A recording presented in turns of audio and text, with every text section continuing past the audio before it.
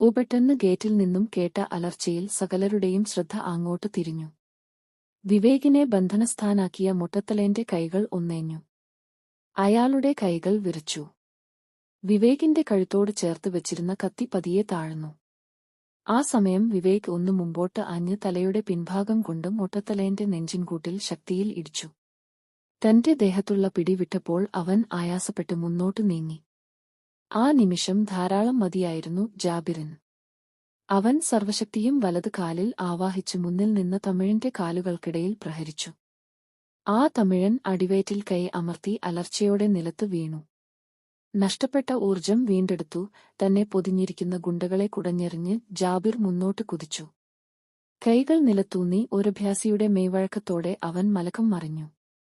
രക്ഷപ്പെടാൻ ശ്രമിച്ച വിവേകിനെ പിന്നിൽ നിന്നും കടന്നു പിടിച്ചപ്പോഴേക്കും മുട്ടയുടെ തലയ്ക്ക് പിന്നിൽ പുറം കാൽ കൊണ്ട് ജാബിർ പ്രഹരിച്ചു.